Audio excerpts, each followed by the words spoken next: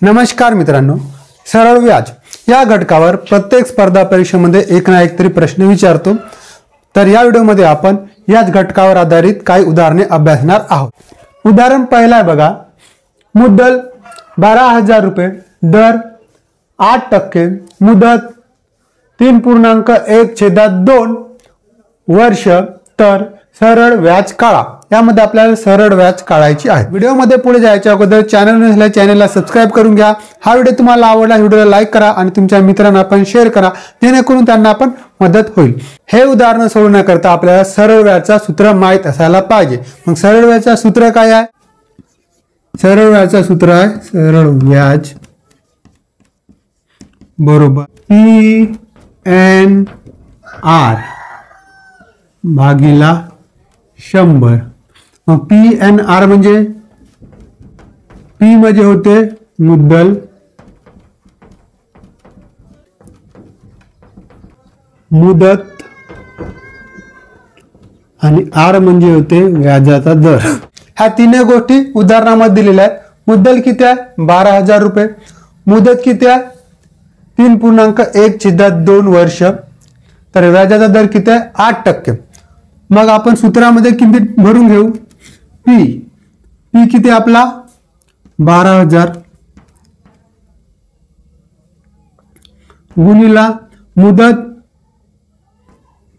3.1/2 गुणिला दर किती आहे 8 भागिला 100। यांचे कॅल्क्युलेशन केला, हे 2 शून्य कटले, हे 2 शून्य कटले, राहिले काय तर 120 गुणिला 3.1/2 गुणिला 8। नंतर आपण यांना अपूर्णांकात करू। तर बघा, यांचं अपूर्णांकात रूपांतर करते बघा, 3 गुणिला 2 6 अधिक 1 7। हे कशा प्रकारे होईल बघा, 3 गुणिला 2 अधिक 1 बरोबर 7/2 या प्रकारे होईल। मग 120 गुणिला 7/2 गुणिला 8।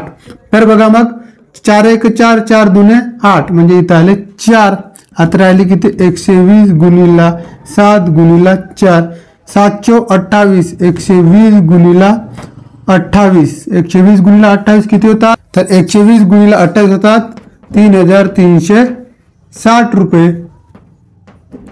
मग 3,360 कुठे? तर 3,360 पर्याय सी हा आपला बरोबर उत्तर आहे। तर या प्रकारचे प्रश्न आपल्याला स्पर्धा परीक्षेमध्ये विचारत असतात, तर या पद्धतीने आपण त्यांचे उत्तर काढू शकतो। नंतरचा प्रश्न आहे, एका रकमेची 9 वर्षात दाम चौपट होते। बघा, 9 वर्षामध्ये दाम किती होत आहे? चौपट होत आहे। ती रक्कम दिली आहे का? नाही। तर 5,000 रुपये मुद्दलासाठी 9 वर्षात किती व्याज मिळेल? या उदाहरणामध्ये आपल्याला व्याज काढायचे आहे। 5,000 रुपयावर मुदलीसाठी 9 वर्षात किती व्याज होईल? बघा, 9 वर्षात चौपट होत आहे, 9 वर्षात चौपट होत आहे। मग 5,000चे 9 वर्षात किती? त्याच्या चौपट होत आहे। तर अगोदर आपण 5,000ची चौपट किती होते ते अगोदर काढून घ्यावं लागेल आणि त्यानंतर आपल्याला व्याजचं सूत्र वापरायचं आहे। त्याकरता आपल्याला काही महत्त्वाचे सूत्र लक्षात ठेवायचे आहेत। बघा, रास काढा म्हटलं तर मुद्दल अधिक व्याज, मुद्दल काढायचे झाले आपल्याला रास मायनस व्याज, आणि आपल्याला व्याज काढायची झाली तर रास वजा मुद्दल, हे सूत्र आपल्याला वापरायचे आहेत। तर रास म्हणजे काय?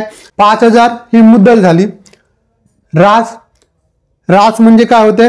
तर रास म्हणजे 5,000चे चौपट किती, हे रास झाले। आणि व्याज म्हणजे रास मधून आपण मुद्दल वजा करू, ती आपली झाली व्याज, म्हणजे तेवढा पैसा आपल्याला मिळालेली व्याज झाली। तर रास म्हणजे काय? तर 5,000वर बघा, इथं एका रकमेची 9 वर्षात दाम चौपट होत आहे। मग 5,000ची चौपट किती, हे झाली रास। आणि मुद्दल 5,000 रुपये आणि व्याज, रास मधून आपण जर मुद्दल वजा केली तर आपल्याला व्याज मिळणार। तर हे 3 सूत्र आपल्याला लक्षात ठेवायचे आहे। तर सर्वप्रथम आपण 5,000ची चौपट काढून घेऊ। 5,000चे चौपट बरोबर 5,000 गुणिला 4, 5 चौ 20 म्हणजे होतात 20,000 ही झाली आपली रास. 20,000 रास आहे. 20,000 रुपये रास झाले. आपल्याला काढायचं काय, व्याज काढायचं आहे. मग व्याज काढायचं आहे तर व्याजचं सूत्र काय आहे आपल्याला बघायचं. व्याज मिळेल 9 वर्षात किती व्याज मिळेल म्हटलंय. व्याजचं सूत्र आहे रास वजा मुद्दल. रास किती आहे 20,000 रुपये वजा मुद्दल किती आहे, मुद्दल आहे 5,000 रुपये.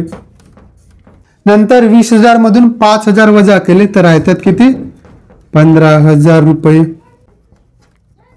15,000 रुपये ही 5,000 रुपयाचे 9 वर्षातील व्याज आहे. बघा 5,000 चौपट 20,000 होतात. तर 20,000 रास आहे. जर आपण डायरेक्ट 20,000 आले म्हणून पर्याय बी जर केलं तर आपला उत्तर चुकीचा आहे. 20,000 काय आहे, 20,000 रास आहे आणि आपल्याला प्रश्नात का म्हटलं व्याज काढा म्हटलं. व्याज काढावायचं आहे म्हणून आपल्याला रास मधून मुद्दल वजा करावी लागेल. म्हणजे पर्याय सी हा आपला बरोबर उत्तर आहे. प्रश्न तिसरा आहे, एका रकमेची 14 वर्षात दाम 8 पट होते तर 2700 रुपये रकमेच्या मुदलीवर 14 वर्षानंतर किती व्याज मिळेल. तर बघा यामध्ये एका रकमेची 14 वर्षामध्ये किती दाम होत आहे 8 पट होत आहे. 8 पट तर 2700 रुपयाच्या रकमेवर 14 वर्षानंतर किती व्याज मिळेल हे आपल्याला काढायचे. तर या उदाहरणामध्ये बघा मुद्दल किती आहे 2700 रुपये. 2700 14 वर्षामध्ये 8 पट होत आहे. तर 2700 गुणिला 8 करून अगोदर आपल्याला रास काढून घ्यायचा आहे आणि रास मधून मुद्दल वजा केली तर आपल्याला उत्तर मिळेल. पर्याय ए आहे 21,600, पर्याय बी आहे 16,200, पर्याय सी आहे 18,900 आणि पर्याय डी आहे 13,500. तर मग यापैकी बरोबर उत्तर काय आहे हे कमेंट करून सांगा. हा व्हिडिओ आवडला असेल व्हिडिओला लाईक करा आणि चॅनल नसल्यास चॅनलला सबस्क्राईब करायला विसरू नका.